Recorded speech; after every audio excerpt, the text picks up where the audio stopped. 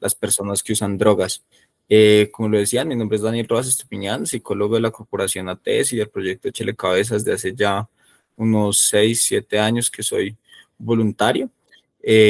También he estado como en toda la parte, trabajando por otro lado de toda la parte clínica, en hospitalización. Siempre me ha encantado la psiquiatría y demás. Entonces, igual la idea es poder arrancar hoy desde los aspectos más generales, también mostrarles una mirada, qué es lo que hacemos, cuáles han sido un poco nuestros resultados y resolver todas las preguntas y todas las dudas que puedan tener respecto a esto, porque puede ser a veces un poco conflictivo o polémico este tema debido a los diferentes paradigmas en los que naturalmente y tradicionalmente nos hemos parado a mirar el tema de consumo de sustancias. ¿Me confirman, por favor, si está presentando? Sí, perfecto. Antes de que continúes, dos observaciones. La conferencia está alrededor de 40 minutos. Al final serán las preguntas. Les pido, por favor, que tengan el control adecuado con el uso de micrófonos y demás. Y después de que Daniel termine, abriremos el espacio. Ahí está la manito para que podamos en orden organizar el espacio de preguntas y la sesión será grabada. Gracias, Daniel. Listo, perfecto. Entonces, echar cabeza cuando se den la cabeza, una estrategia que ante todo es un abordaje de la salud pública y los derechos humanos de la Corporación ATS.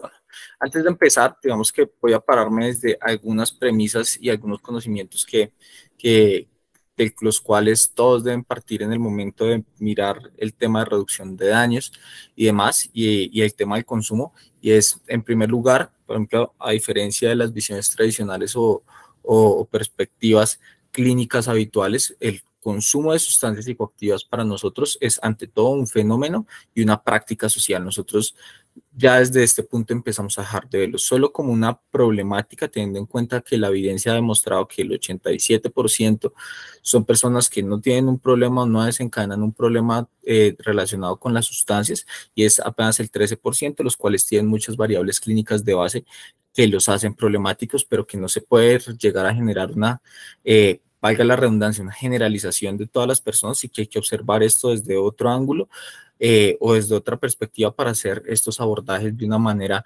mucho más amplia y no solo de manera individualizada.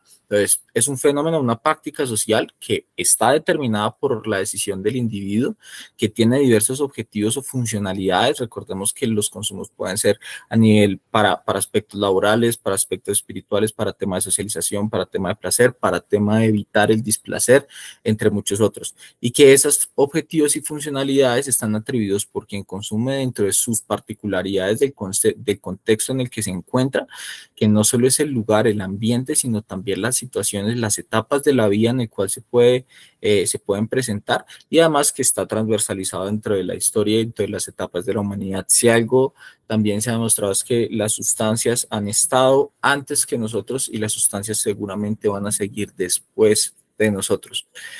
El reconocer que el fenómeno se da en un territorio, en una población, en un individuo, a pesar de que las normatividades, ya sea de cualquier instancia, sea a nivel pública, sea a nivel institucional, pública, privada, permite desarrollar estrategias o acciones que afronten sus dinámicas y consecuencias, y al contrario simplemente no se pare desde esto no debería ser, entonces no se debería estar abordando, no se debería estar viendo, que es lo que muchas veces pasa en otro tipo de instituciones.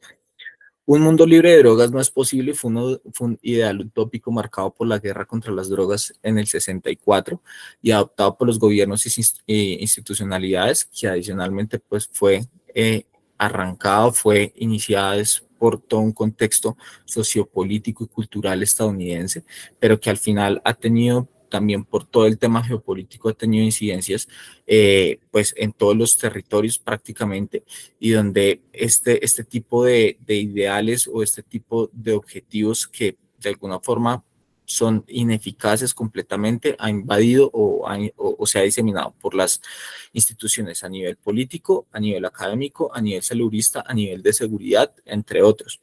Sin exceptuar, pues esto ha empezado a tener un cambio ya desde un cambio de paradigma. Realmente Colombia viene en un cambio de paradigma con hechos muy significativos desde el 90. Sin embargo, se ha empezado a acelerar aproximadamente desde la última década, donde las diferentes normativas, lineamientos, formas de observar al usuario de sustancias y también de reconocer sus derechos y también de reconocer sus diferencialidades de acuerdo al contexto y sus prácticas, han empezado a desestructurar ese paradigma tradicional en el que se ha parado desde la problemática o la patología, y se ha empezado a ver que esto tiene unas gamas de grises mucho más interesantes y que deben detenerse y analizarse con más calma. Este también, como para dejarlo muy bien claro, y es la reducción de daños, es un enfoque de salud pública reconocido a nivel internacional, que desde los años 80 aproximadamente ha tenido efectividades ampliamente en la salud pública, donde nace de cierta forma desde todos los programas de jeringas, intercambios de material higiénico inyectado y los servicios de consumo supervisado que existen alrededor del mundo para las personas que se inyectan drogas, con el objetivo de disminuir, mitigar toda la transmisión de enfermedades virales como la sífilis, la hepatitis y el VIH. En Colombia aproximadamente está desde el 2007 en la política pública, en la política de atención integral de consumo de sustancias. Este es un documento que pueden mirar en, en la web, está completamente abierto. La política integral de prevención y atención de consumo de sustancias está desde el 2007 y se ratificó otra vez en el 2009, y actualmente volvió a quedar en el PND, en el Plan Nacional de Desarrollo, y bueno, esperamos a ver cómo se va a seguir desarrollando. Entonces, para arrancar un poco y antes de incluso presentarnos, es como qué es la reducción de daños. Ha tenido muchos nombres: minimización de riesgos, mitigación de daños, reducción de riesgos.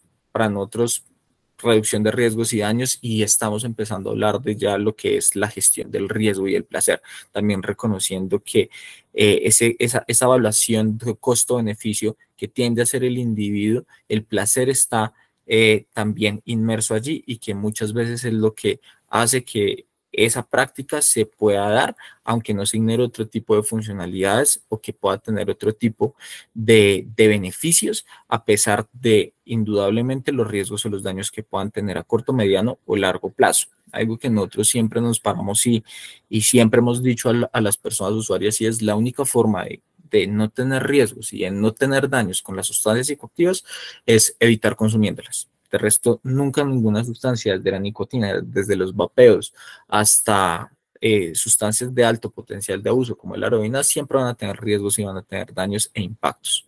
Entonces, hay una diferencia entre los riesgos y una diferencia entre los daños. Y es los riesgos, por ejemplo, yo siempre lo he puesto en el ejemplo de personas que se inyectan drogas, y es, tú puedes tener una planeación y tú puedes prepararte para unos riesgos como puede ser la presencia de una sobredosis fatal o no fatal. ¿Cómo te preparas? Básicamente con tener naloxona a la mano que permita revertir este tipo de efectos. Sin embargo, hay daños que ya por si la práctica lo realiza o la sustancia en sí lo realiza en el momento de administrársela, ya estamos hablando de los daños que van a ser inherentes dentro de la práctica, y va a ser imposible tomar un atajo o prepararse para ello, sino que ya solo hay formas de abordarla, de tratarla o de atenderla. ¿Sí? Entonces, el riesgo sería la sobredosis, el daño, por ejemplo, sería las lesiones en la piel por las técnicas inseguras de inyección. ¿Sí? Donde independiente el reutilizar, por ejemplo, las jeringas más de una vez, ya se ha demostrado que la punta se empieza a doblar y los daños en lesiones y tejido blando puede aumentarse, o que el uso de elementos como el agua, si no están bien depuradas, pues básicamente puede llevar a infecciones a todo el organismo, o específicamente crear accesos, y ahí ya se hace una atención hacia esas lesiones que ya hace el daño. Entonces, ahí empezamos a partir, y también nuestras intervenciones y abordajes van a ir allí. La reducción de daños, digamos que abarca unas amplias estrategias y prácticas, programas y sobre todo políticas para ayudar a mitigar estas consecuencias negativas del consumo. Ante todo, está basada en la justicia social, se basa en varios principios en donde incluye tratar a las personas que consumen drogas desde el respeto, desde la compasión, no desde la condescendencia, pero sí desde la empatía. También reconociendo que son estas personas las que pueden tener, son las que uno conocen más el fenómeno. Dos, son los que también pueden ser agentes para entender y para poder ayudar de forma más participativa a crear estrategias, programas que sean eficaces, que sean ante todo adherentes y que puedan impactar, ya que son ellos mismos los que pueden identificar cuáles son sus necesidades. La reducción de daños es muy pragmática y es muy flexible, y pues digamos que ante todo buscas proteger la salud de la persona, pero también respetando la autonomía de las personas que consumen drogas, que ante todo, si tienen la necesidad y quieren dejar las sustancias, se les enruta completamente hacia todas las instituciones que sean necesarias para ellos, pero que si al mismo tiempo no toman la decisión de dejar las sustancias, pues se sigue, es de acuerdo a sus decisiones, estableciendo las estrategias para aumentar, para minimizar los riesgos y los daños, para aumentar todo el tema de su calidad de vida y bienestar. ¿Cuáles son los principios que para bien o para mal el uso de sustancias legales o ilegales están dentro del mundo y eligen trabajar para disminuir sus efectos nocivos en lugar de simplemente ignorarlos o condenarlos? Se entiende que el uso de drogas es un fenómeno complejo, multifacético, multifactorial, como también se ha hablado tanto en estos espacios, que abarca un continuo de comportamientos que va desde la abstinencia hasta también entender y reconocer que hay formas más seguras y menos riesgosas que otras para usar drogas, y que también eso depende, digamos que, de las posibilidades del individuo y también depende de la sustancia en sí. Bueno, ya hay otros factores que de pronto podemos profundizar un poco luego. Pide provisión de servicios y recursos sin prejuicios, sin estereotipos, en donde no juzga a las personas que usan drogas, solo con el objetivo de ayudarlos en el daño directo o en el daño concomitante o que pueden tener asociados al consumo. Garantiza que las personas que usan drogas y que tienen un historial de uso de drogas rutinariamente tienen voz real en la creación de programas y políticas diseñadas para servirles. Hay una crítica que siempre he hecho hacia mi disciplina, hacia varias, y es observar simplemente a este individuo desde una forma pasiva y muchas veces no tomar en cuenta completamente lo que está diciendo o ignorar o mitigar, porque de alguna forma ya tenemos unos lineamientos o unos signos o una sintomatología o una anamnesis que nos está guiando, ¿sí? O sea, como que de alguna forma las ciencias sociales y muchas de las ciencias de la salud han olvidado entender y escuchar un poco más a ese usuario y a esa persona que puede que entre líneas esté estableciendo muchos factores que inciden directamente sobre su relación en el consumo de sustancias. Afirma que las personas que usan drogas son principales agentes de reducir estos riesgos y daños y que pueden acompañarse y compartir información mutuamente que cumplan las condiciones reales de uso hacia otras personas que usan drogas.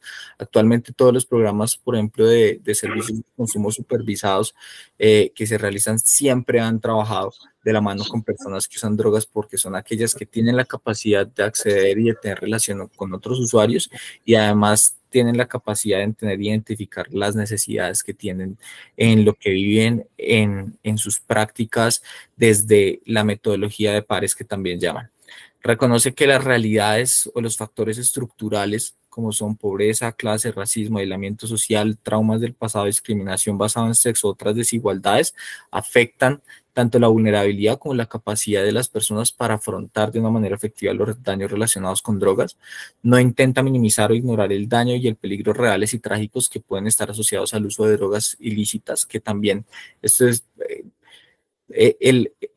el enfoque y este paradigma de guerra contra las drogas también nos ha dejado de alguna forma una posición y una percepción demasiado polarizada frente al tema de las sustancias, de si no lo reprochas, no lo recriminas, no se patologiza, por así decirlo, y se observan meramente como una problemática, entonces ya te empiezan a observar que entonces lo estás apoyando, lo estás fomentando, estás haciendo una apología o lo estás propiciando. Y es como no, simplemente se reconoce y precisamente a partir de eso se empieza a trabajar, pero no significa que se ignore el hecho de que se pueden generar intoxicaciones, que se pueden generar crisis psicológicas derivadas del uso de sustancias, que se puede derivar hacia problemas de dependencia, que se pueden generar problemas de consumos problemáticos y todo lo que ello abarca dentro de las personas, o perfectamente también la muerte, como puede ser en el caso de la sobredosis.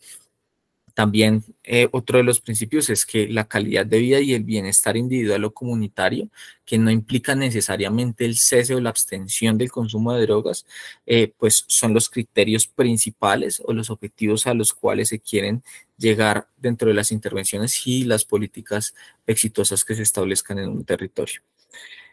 Como decíamos, la definición del daño depende también de muchos factores, incluido la cultura, el nivel y el conjunto de comportamientos que se consideren daños. No solo hablamos de los daños a nivel individual y de los daños a nivel biológico, psicológico, social, sino que también hablamos de los daños a nivel comunitario y de los daños a nivel social que pueden tener las personas.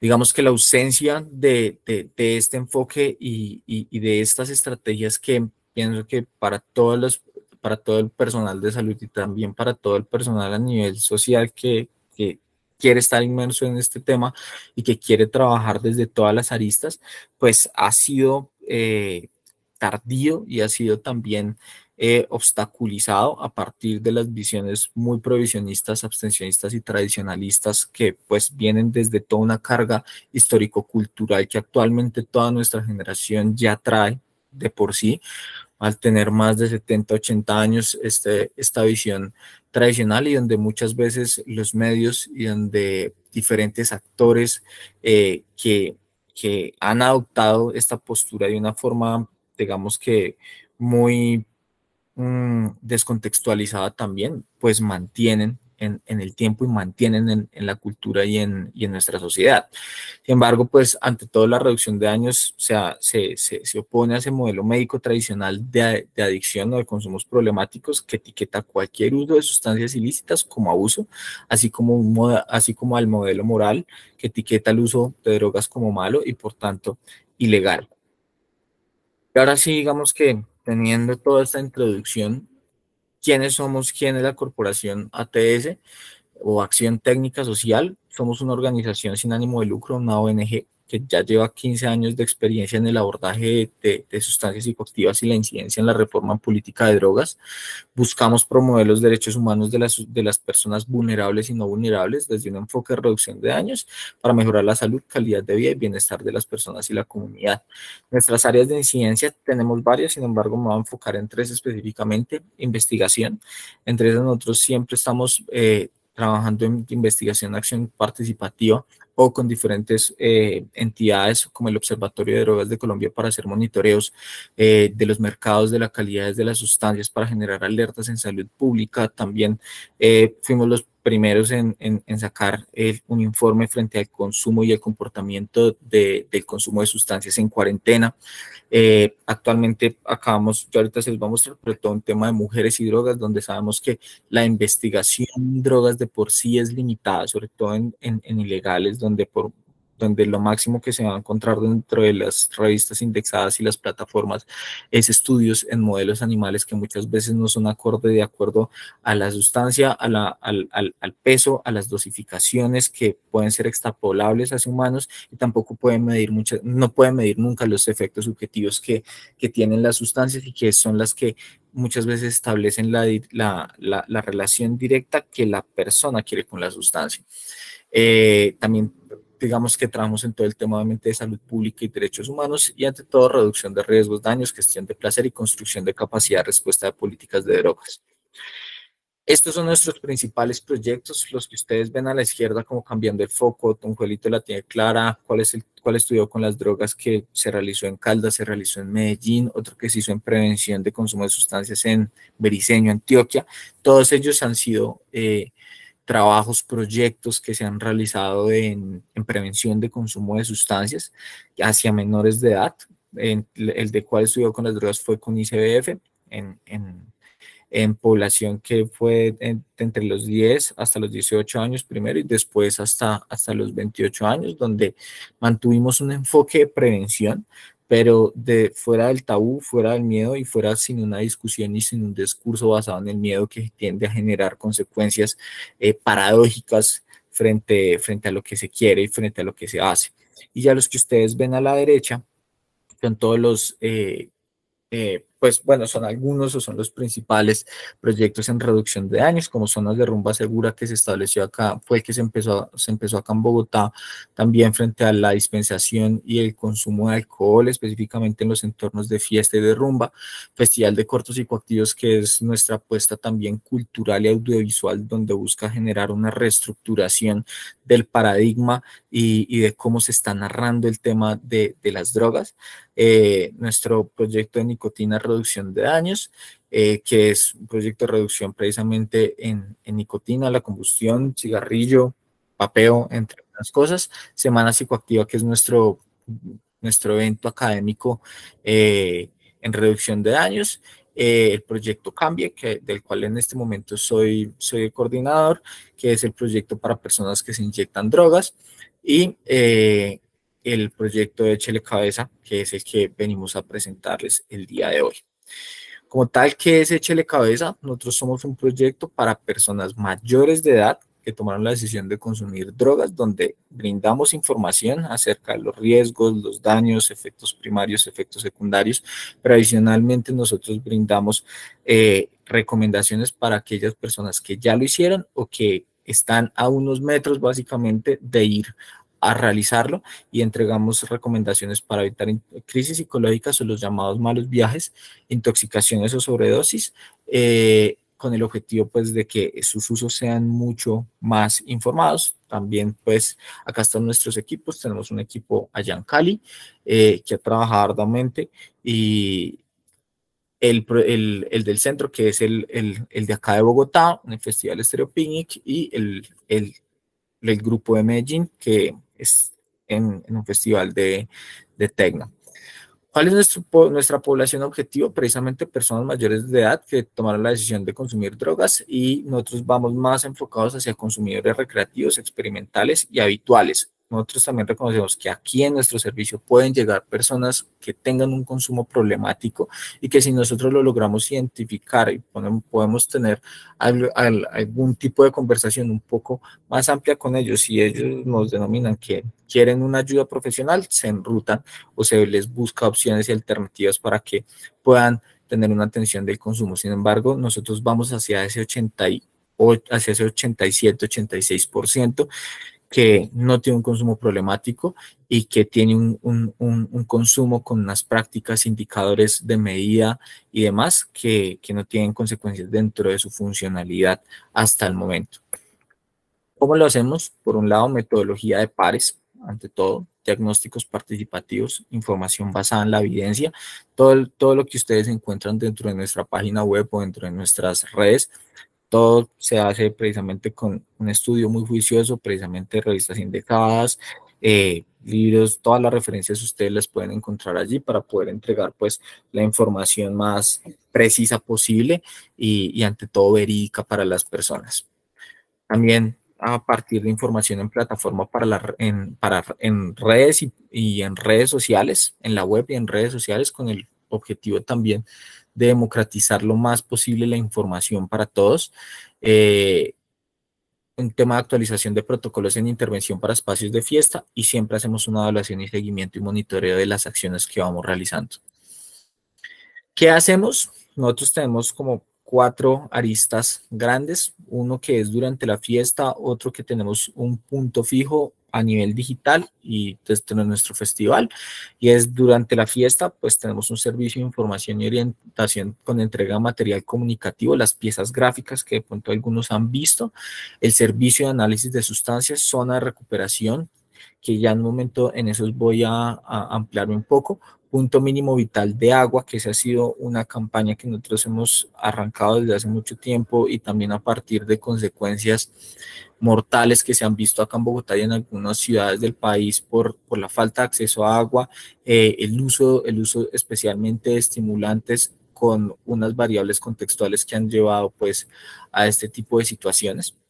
A nivel del punto fijo, pues también un servicio de análisis de sustancias mucho más personalizado, mucho más pausado también a partir del, teniendo una evaluación de las características individuales de los objetivos o propósitos que tiene la persona con la sustancia. Entonces, nos tomamos mucho más tiempo durante la fiesta o durante los eventos. A veces es muy complejo porque podemos tener una fila perfectamente de 40 personas analizando, de 20 minutos personas esperando el resultado. Entonces, a veces necesitamos entregar la información muy, muy rápido, lo más precisa posible, pero también no tan personalizado, obviamente siempre intentando responder a todas las preguntas, pero pues ahí necesitamos abarcar e impactar a la mayor cantidad de personas posibles. Entonces, en las fiestas es mucho más rápido en el punto fijo, que además es el primer punto fijo de análisis en América Latina. Pues digamos que lo podemos hacer mucho más tranquilo. En Cali hay un punto fijo de análisis que también tenemos. También ya en el punto fijo acá en Bogotá realizamos charlas, conferencias y conversatorios sobre sustancias psicoactivas y reducción de riesgos y daños. Y también tenemos un servicio que ahorita está un poco quieto, pero ese lo he coordinado también, todo el servicio de asesoría psicológica a personas consumidoras que de pronto están teniendo ya indicadores o o factores que están siendo problemáticos para ellos o que simplemente quieren tener una mejor relación con la sustancia para minimizar riesgos y aumentar placeres. A nivel digital, todo el tema de infosustancias, tenemos como una amplia bibliografía sobre muchas sustancias, NPS, nuevas sustancias psicoactivas, donde también pueden consultar artículos académicos y de opinión sobre el consumo de sustancias, nuevas líneas de abordaje e innovación, informes, alertas psicoactivas, que en esas ya voy a pasar a explicar un poco, y nuestro festival de cortos, que era el que les hablaba. El servicio de análisis de sustancias, ¿qué es? Es de por sí una estrategia que complementa a la información.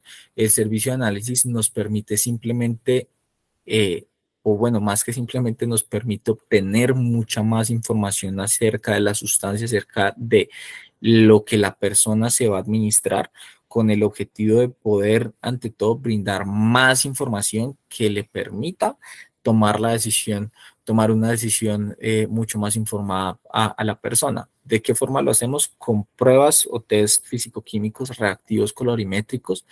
De pronto, si ustedes han visto Alerta Aeropuerto, donde sale el azul celeste para cocaína, hagan de cuenta que con esos reactivos principalmente. También actualmente estamos implementando las tiras de identificación para benzodiazepinas o para fentanilo, debido también a todo este boom y las dinámicas que se pueden presentar frente al TUSI, donde también se han empezado a observar, pues primero, es un cóctel tremendo donde no se puede identificar claramente qué puede ser a menos que sea la persona quien lo realiza. Entonces, entre más tengamos información de todos sus componentes, pues mejor la información en términos de dosificaciones, tiempos de redosificaciones, vías de administración, mezclas, hidratación, descansos que nosotros podemos darle a la persona. También utilizamos cromatografía de capa fina que nos da un poco más de información, pero ante todos estos análisis con los que nosotros manejamos, no son confirmatorios, son preliminares que llamamos, y puede establecer la presencia o ausencia de una sustancia determinada, la cantidad de dicha muestra dentro de la sustancia, como es específicamente para el caso del análisis de cocaína, donde nos saca, por así decirlo, a partir de centrifugación, un porcentaje de cuánta cocaína tiene la persona dentro de la sustancia, o de la presencia o ausencia de otras sustancias de interés, como son los casos de adulterantes, especialmente del MDMA, que puede tener catinonas, puede tener metanfetamina. Nuestra zona de recuperación, del cual también es como uno de mis bebés, uno de mis servicios favoritos y de los cuales coordino y pude diseñar e implementar. Y es la zona de recuperación, es un servicio donde realizamos atención, acompañamiento, apoyo a las personas que están experimentando lo que denominamos un mal viaje o una crisis psicológicas derivadas al uso de las sustancias y que se encuentran bajo el efecto de la sustancia, lo cual hace que de una forma muy tajante se se cambie lo que hemos llamado los primeros auxilios psicológicos. Esto tiene un nombre que son primeros auxilios psicodélicos, y es una persona que está en un amplio estado de malestar, angustia o miedo, pero que al mismo tiempo a nivel fisiológico y a nivel sensorial tiene una potencialización de todos sus sentidos que lo hace muy retador, y hace que se tengan que establecer otro tipo de estrategias para que puedan funcionar y que lleve a esa persona en ese estado de malestar a un estado de calma, a un estado de bienestar, y pueda reincorporarse a su actividad o pueda ante todo irse segura a su casa. Sin embargo, dentro de los objetivos de la zona de recuperación, que estas generalmente tenemos también condiciones para implementarla, y es que esta zona de recuperación no la implementamos si el evento no cuenta con un punto médico de salud y ambulancias bien definidas, bien implementadas y con disponibilidad, debido a que también uno busca, pues por un lado busca evitar el desencadenamiento, la exacerbación o consolidación de cuadros clínicos en las personas, como puede ser episodios de ansiedad, cuadros de estrés postagudos, ya que un mal viaje, una crisis psicológica por sustancias puede llegar a ser bastante traumática. También digamos que busca identificar las emergencias de forma temprana para identificar posibles intoxicaciones o sobredosis, y ahí es cuando los llevamos al punto de salud, y también descongestionar los puntos de salud en las fiestas o festivales que priorice realmente las emergencias, donde ahorita nosotros vamos a tener nuestra intervención más intensa de todo el año, que es el BOM Festival, que es un festival de techno donde van 20,000 personas y el 90-95% de ellas están utilizando sustancias especialmente estimulantes, y donde aparecen también por temas de desinformación o tema de prácticas de riesgo, pueden aparecer estas intoxicaciones o estos malos viajes, y que llegan al punto de salud, descartan, y en el momento en que descartan que la persona tenga algún riesgo potencial para su salud, pues nos lo pasan a nuestra área, y ahí nosotros ya hacemos el acompañamiento, la atención y la observación y el monitoreo de que se mantenga estable y que pueda entrar en un estado de bienestar, y con eso nos apoyamos y podemos mantener una priorización de las personas que realmente necesitan o que puede estar en riesgo su salud dentro del evento, dentro de estos espacios. Con la información que suministra los análisis, pues brindamos una información mucho más certera y útil para las personas, y esto también lleva a otro de nuestras grandes actividades, que son las denominadas alertas psicoactivas, donde digamos que, no sé si ustedes conocen, dentro del Observatorio de Drogas de Colombia debe haber un servicio de alertas tempranas que debe ser precisamente el encargado como de mostrar que lo hace, solo que muchas veces por diferentes factores pueden ser mucho más lentas, pero al ser más lentas los resultados y esas alertas que deberían ser tempranas, pues no tienen realmente mucha eficacia y mucha incidencia sobre las personas, además que no tienen el impacto ni tienen el alcance y la llegada hacia la población. Entonces, eso también ha sido como una de las cosas en las que nos hemos abanderado, y hemos sacado lo que son alertas psicoactivas. Estas son las alertas, estas fueron una de las pocas alertas que sacamos la semana que pasó. Las alertas psicoactivas precisamente son resultados especialmente de pastillas o de sustancias que no son acorde a lo que le vendieron a la persona, y que pueden ser sustancias que impliquen un mayor riesgo para su salud, que puede tener riesgo de intoxicación o muerte, debido a que muchas veces estas intoxicaciones o sobredosis ni siquiera se dan en sí por la sustancia que la persona esperaba consumir, sino que estas sustancias, al no estar dentro de un marco regulatorio, como puede ser el alcohol, que ustedes van a una licorera, les venden el alcohol y saben que es alcohol, ¿sí? En este mercado no regulado, pues realmente las personas nunca van a tener la posibilidad o la certeza de saber si lo que les dieron es realmente eso. Por eso es que el servicio de análisis de sustancias implica y de reducción de daños implica tanta importancia para esta población. Y es que solo por ahora, con este medio, con estas herramientas, es que podemos determinar o podemos saber un poco más qué es lo que tiene la sustancia. Entonces, digamos que muchas veces las intoxicaciones no se dan en sí por lo que las personas esperaban consumir, sino que se dan por otra cosa que tiene la sustancia y que es mucho más potente en intensidad, en duración, entre muchas otras cosas. Pasa mucho. Acá ustedes pueden ver y hay varios detallitos que son muy interesantes de observar. Y es que dependiendo las sustancias, pues nosotros colocamos no consumir o colocamos el tema de precaución. Sin embargo, siempre que sale un resultado, dentro de las intervenciones, siempre que sale un resultado negativo para la sustancia o que no es acorde con lo que la persona esperaba o pensaba que era, nuestra primera recomendación es no consumir. ¿Por qué? Porque no va a tener los efectos esperados con la sustancia, pero adicionalmente no va a poder determinar bien las cantidades o las dosificaciones y eso puede llevarlo a tener más riesgo de efectos secundarios o reacciones adversas dentro de su cuerpo. Entonces, digamos que acá también siempre estas alertas psicoactivas, nosotros actualmente dentro de Instagram tenemos más o menos 192.000, 193.000 seguidores. En Facebook tenemos como 80.000, creo, y en Twitter como 40.000. Siempre se montan en nuestras 3 redes estas alertas. Única y exclusivamente nosotros subimos las sustancias que son negativas. Nunca subimos las sustancias que son positivas, también para evitar ahí sí una promoción y una apología del consumo. Siempre las negativas con el objetivo de que las personas ya por sí puedan identificar las sustancias y evitarlas consumir, evitarlas comprar y ahorrarse un tema de salud. Entonces, acá siempre entre nuestras alertas nosotros colocamos la referencia, que es como tal, cuál es la forma. Por ejemplo, acá está el corazón, esto es una Kenzo, que es la marca Kenzo como tal.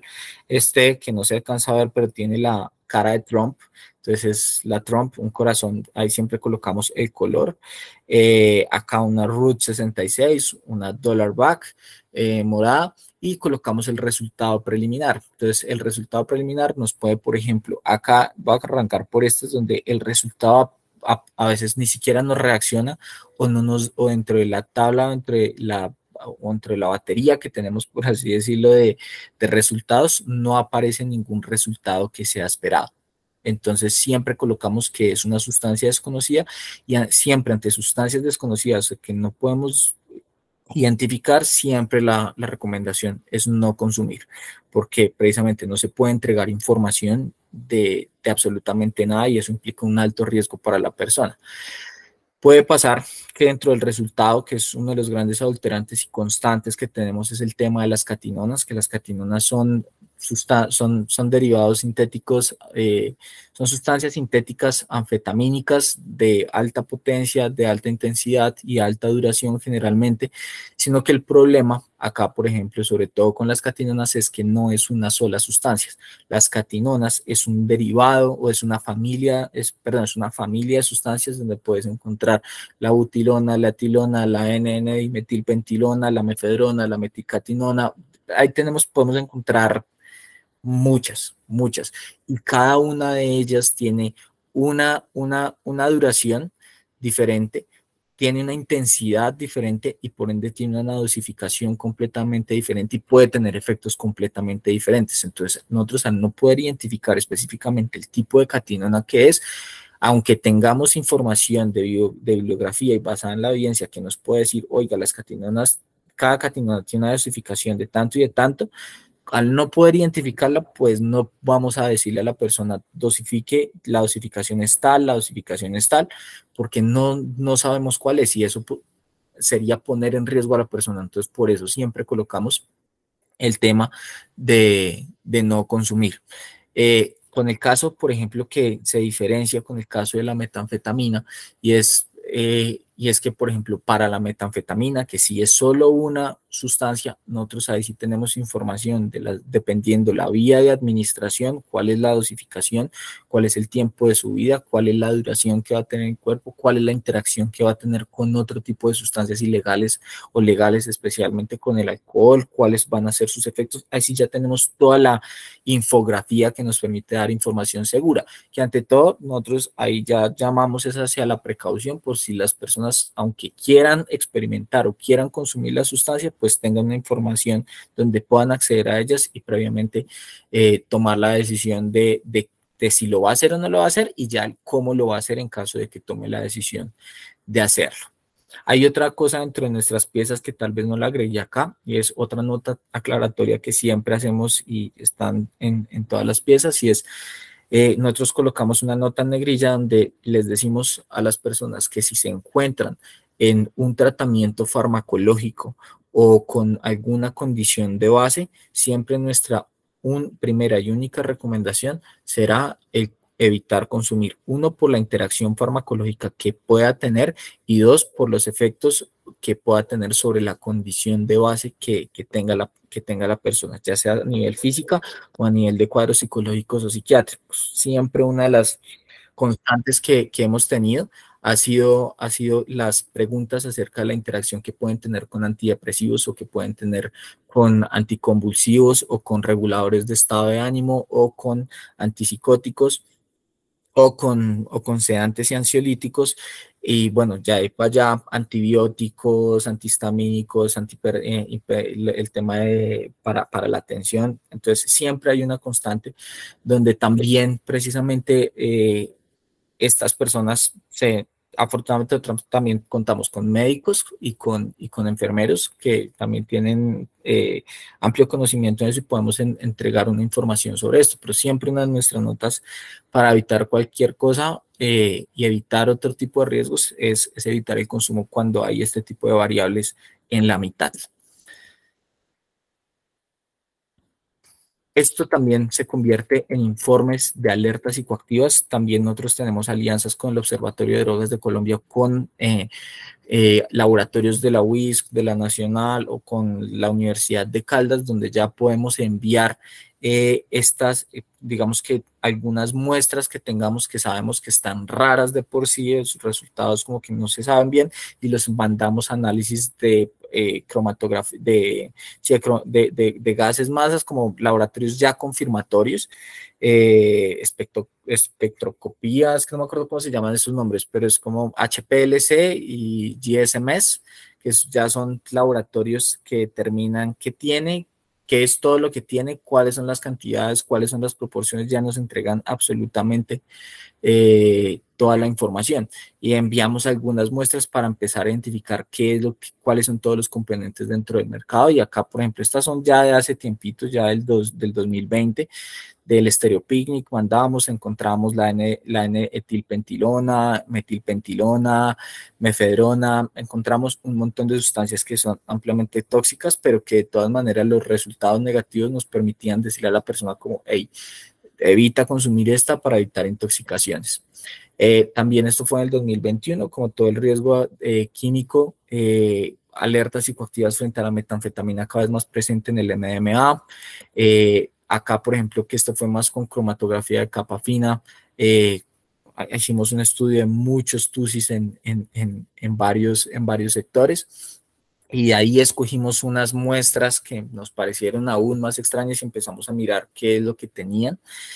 Estos también se ha traducido como en trabajos con el observatorio y con el SAT, con el Servicio de Alertas Tempranas, donde encontramos por primera vez pues la dimetilpentilona, y termina también todos estos trabajos en grandes productos como son una guía, buenas prácticas y gestión de placeres de reducción de daños, bienestar de fiestas, para todo el tema de rave que también se dio por toda la reactivación económica y después todo lo que sucedió, digamos que de varios muertos acá en Bogotá dentro de la escena rave. Este informe sobre los ingredientes del TUSI y los adulterantes del MDMA, con informe de resultados de análisis confirmatorios de gases masas de laboratorios, ya con la Universidad de Caldas se realizó, y un trabajo pues con todo este tema de mujeres y drogas, que es como toda una aproximación de las sustancias psicoactivas legales y ilegales en reducción de daños en mujeres. Y un poco de datos, digamos que estos son como los datos, nada más les voy a mostrar como los datos del informe que tuvimos a corte del 2022.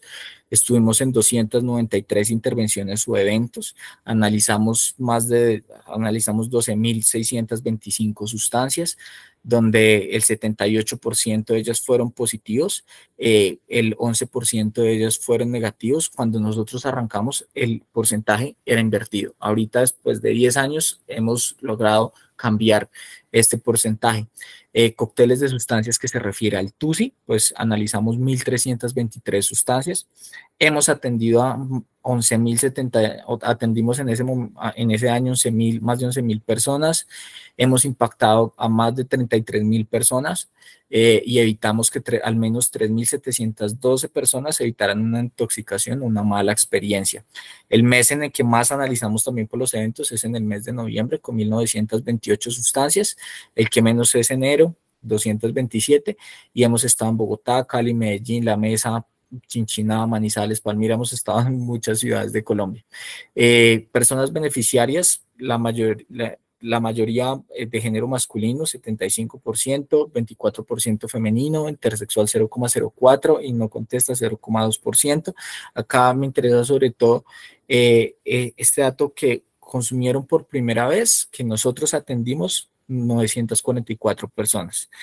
Usuarios entre 18 y 29 años, que es nuestro principal foco, fueron los que más participaron, que fueron 8.588 personas. Usuarios que se desplazaron para adquirir la sustancia, o sea, que tuvieron que ir hasta algún lado, y eso implica mayores riesgos de exposición contextual, fueron 3.771 personas. En cuanto a resultados de éxtasis de MDMA, esto igual lo pueden encontrar dentro de nuestras redes. Analizamos 6.578 sustancias, donde el 87 era positivo, el 13 negativo. Cristales de MDMA, que el MDMA y el éxtasis son el mismo compuesto, solo que son en diferentes presentaciones. Uno viene en cristales, el otro viene en las pastillas. De cristales analizamos 2.548, 95% positivo y 5 negativo. El TUSI, analizamos 1.323 muestras de TUSIs, de cócteles que para nosotros nunca van a ser positivos ni negativos, simplemente es un cóctel donde buscamos identificar el mayor número de sustancias. También de LSD, 1.376 sustancias, 75% positivo, lo cual ha aumentado. Antes estábamos en 50-50 y resultados negativos 25%. En el caso de la cocaína, 455 muestras de cocaína, donde el resultado fue 99% positivas, lo que significa que el 99% eran cocaína, pero pues ahí sí habían diferentes porcentajes. El 36% de las muestras que tuvimos estaban entre un 0 a un 25%, 129 de esas muestras, 36% tenían un cuarto de cocaína máximo. Ya 125 muestras ya tenían entre un 25 y un 50% de cocaína, un 27% entre un 50 a 75%, y apenas un 2% aquellas que tenían 75 o un poco más de 75% de cocaína. Siempre hay que resaltar que nunca en ninguna sustancia es pura. Eso siempre ha sido que nosotros le recalcamos a los usuarios: ninguna sustancia es pura, ni toda sustancia tiene adulterantes y tiene suplantadores. Con la cocaína, por ejemplo, el alterante de mayor frecuencia es el caso del levamisol, que tienen altos impactos a nivel físico. Y bueno, otras sustancias como el 12B, ya el Nexus y ya la feniletilamina psicodélica, ketamina, mescalina, metanfetamina y DMT. Y en total, desde que nosotros arrancamos a analizar sustancias y en este proyecto, hemos analizado yo sé que este número ya avanzó porque todos los fines de semana avanza. Hemos analizado más de 25.000 sustancias en lo que llevamos de trabajo. Y listo, muchísimas gracias. Espero haber sido claro. Creo que me demoré un poco más. Qué pena. Y nada, quedo pendiente, atento de todas las preguntas que puedan tener. Gracias, Daniel. Muy interesante el trabajo de ustedes. Ya, José Daniel Osorio, puedes hacer la pregunta. Gracias, buenos días, ¿me escuchan? Sí, buenos días, José. No, pues un saludo cordial y muy interesante el tema. A mí me llama la atención los posibles riesgos que puedan haber en ese tipo de actividades donde se pueda dar aunque usted dice que no es, pero sí se puede dar como un poquito de apología al consumo, en el sentido de cuando usted habla de minimizar los riesgos, aumentar los placeres. Estamos prácticamente diciendo que la manipulación de la neuroquímica cerebral a través de sustancias psicoactivas, pues sea algo que se puede hacer como de forma autónoma y eficiente, sabiendo que son sustancias supremamente peligrosas desde el punto de vista psiquiátrico, psicológico y sobre todo médico, porque estos pacientes salen a conducir motocicletas o vehículos y a tener comportamientos agresivos. Y segundo, es simplemente recalcar que el papel del médico en estos procesos no es negativo, ¿sí? O sea, la idea es que trabajemos en equipo, hagamos grupos de trabajo. De hecho, por ejemplo, en estos sitios hay sitios de atención médica porque los pacientes corren en riesgo, ponen en riesgo su vida ante este tipo de actividades. Felicito la reunión y espero que nos podamos ver muy pronto. Muchas gracias. Vale, no sé si era una pregunta o solo un comentario, pero bueno, digamos que en cuanto a lo que hablaba sobre todo al principio, frente al tema de la manipulación y demás, creo que hay que empezar a pararnos, si es algo que me faltó nombrar y es nosotros para evitar precisamente generar una apología frente al consumo, pues también toda nuestra información es sobre demanda. Nosotros nunca estamos entregando información sobre oferta, simplemente la persona específicamente de las sustancias que consume o las preguntas específicamente que quieren saber, nosotros entregamos esa información y hasta ahí vamos. En cuanto al tema de la manipulación de la neuroquímica cerebral de una forma autónoma, realmente nosotros reconocemos que sí se puede, en términos de que a la final es el derecho y la autonomía y las libertades que la persona tiene sobre el individuo sin desconocer el hecho de los riesgos y los daños que eso pueda tener, ¿no? Además, también recalcar el hecho de que los comportamientos agresivos muchas veces no están mediados por la sustancia, sino que pueden estar mediados por la situación o por el contexto en el que la persona se encuentra inmerso, pero que si uno mira dentro de la bibliografía, dentro de la infografía y la evidencia nunca ha mostrado un efecto agresivo en ninguna de las sustancias o que genere algún tipo de violencia en ninguna de las sustancias. Tenemos el caso del alcohol, que genera una desinhibición específicamente en toda la parte dorsolateral que inhibe por sí la función ejecutiva de la inhibición y por ende el tema del control de impulsos, y eso pues lleva a que la persona, sus rasgos de personalidad, muchas veces sociopáticos o disfuncionales o comportamientos y patrones aprendidos sean de ese modo muy disruptivos, puedan salir. Por eso, a partir de quitar ese freno de mano que sabemos que puede pasar, en el caso de los psicodélicos o en el caso del bazuco, que pueden llevar a estados de paranoia, realmente es la paranoia y es el estado de que la persona pueda interpretar de forma amenazante el contexto de la situación, lo que hace que a la final siempre, como sabemos, la respuesta de miedo siempre va a ser luchar o huir. Entonces eso es lo que puede hacer. Y pues obviamente todo el tema de los manejos de automóviles y demás, pues siempre recalcaremos que hay que evitar el uso de sustancias ante actividades de psicomotricidad que puede tener algún riesgo para él o para otras personas, pero que precisamente es a partir de la información que la persona puede entender esto. Si no, va a ser muy complejo, y si se le dice simplemente no sin tener una argumentación de fondo, pues ahí es donde las personas simplemente quedan quedan con una respuesta vacía y donde ese costo-beneficio muchas veces los hace tomar respuestas mucho más costosas. Tenemos otra pregunta y la otra ya puede usar el micrófono.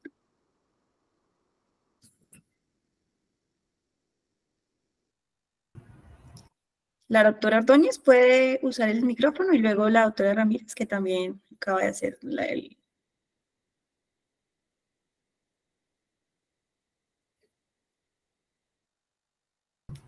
No sé si la doctora Ordóñez de pronto no puede o tiene alguna dificultad. Pues Sandra, doctora Ramírez, si quiere usted proceda y esperamos. Buenos días, Daniel. Le tengo una pregunta. Buenos días. Hola, ¿cómo está? Quería preguntar una cosa. ¿Ustedes tienen información sobre a qué población impactan? Es decir, ya sé que son mayores de edad, pero ¿son personas con formación académica o de qué estratos o cómo es más o menos el scope que intervienen sobre con su plan? Dentro de nuestra población, la principal es como de 18 a 25 años. También ahorita nosotros hemos empezado a monitorear precisamente cuál es la formación. Ahorita lo que nosotros hemos identificado es que la mayoría de los usuarios que atendemos al menos tienen una formación de bachilleres. El siguiente que le sigue son formaciones profesionales y en menor medida tenemos población que no ha estado escolarizada o pues que no ha culminado por lo menos sus estudios y también algunos que son ya con maestría o incluso con doctorados. Entonces tenemos realmente una amplia formación, un amplio rango etario, también en términos de estratos socioeconómicos, de todas maneras, un poco teniendo en cuenta también los contextos a los cuales nosotros vamos dirigidos. Son poblaciones que no tienen tantas vulnerabilidades a nivel estructural, eso hay que reconocerlo, en términos de vulnerabilidad de pobrezas, falta de acceso, falta de oportunidades, bueno, ya digamos que todos los determinantes en salud que nosotros conocemos, porque tienen un nivel de acceso a eventos o que pueden tener una capacidad monetaria que les permite tener estos servicios. Entonces, eso sí encontramos que desde estrato 2 para arriba es donde nosotros más nos hemos impactado a la población. No sé qué de pronto otro dato que pueda ser de interés. Ok. Muchísimas gracias. Vale.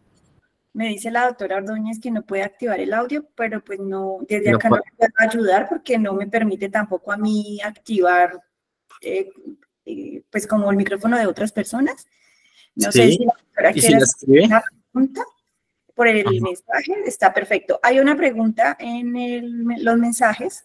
Sí. Hay una persona pregunta que quiere saber si hay un programa para personas consumidoras dependientes de sopiclona. Tesopiclona. Sí. Sopiclona, solpidem, sopiclona, sí, sopiclona.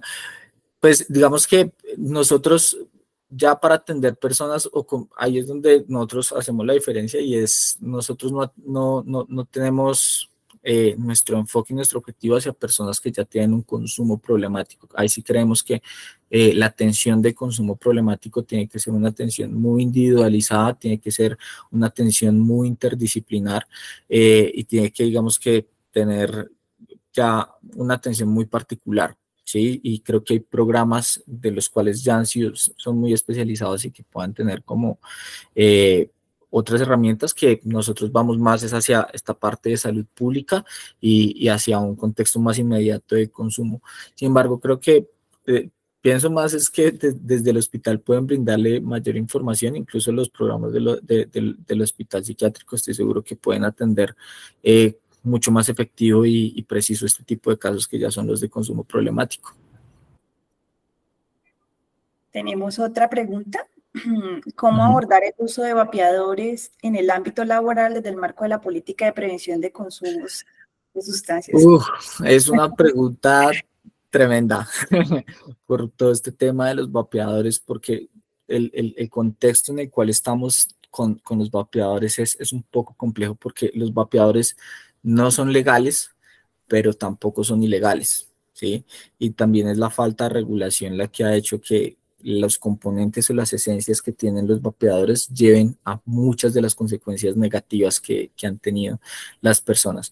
Creo que ahí también hay que mirar como más allá de la sustancia en sí, es el enfoque, si se quiere mirar desde un enfoque de prevención clásico hacia la abstención o hacia el cese o hacia la evitación del consumo completamente, o si se quiere mirar desde la prevención un poco más selectiva o indicada que llamamos, donde se busca como empezar a reducir el número de vapeos durante el día, el nivel de porcentaje de nicotina que tenga dentro de los vapeos, es muy importante. De todas maneras que este tema de los vapeadores, la persona, así, al igual que el alcohol, se vaya como a los lugares en donde más se puede esperar como una confiabilidad de acceso a la calidad de los vapeadores, porque comprarlos en diferentes lugares es donde puede llegar a tener consecuencias pulmonares, incluso fatales para las personas muy, muy, muy fuertes. Creo que también en el tema laboral, pues a la final los vapeadores lo que van a tener en sí es nicotina. ¿Sí? Lo que hace el vapeador como tal es disminuir el tema de la combustión. El vapeador, y eso es algo en lo que nosotros insistimos, no es inocuo. O sea, el vapeador siempre va a tener impactos pulmonares, traqueales, en todo sentido, pero digamos que es una alternativa, nosotros lo observamos como una alternativa para el tema de combustión, especialmente de la combustión en el cigarrillo, que tiene más de 3.000 componentes muy tóxicos y que puede ser una opción. En el tema laboral, se puede mirar, al igual que como se estuviese abordando el tema de nicotina o cigarrillo, igual para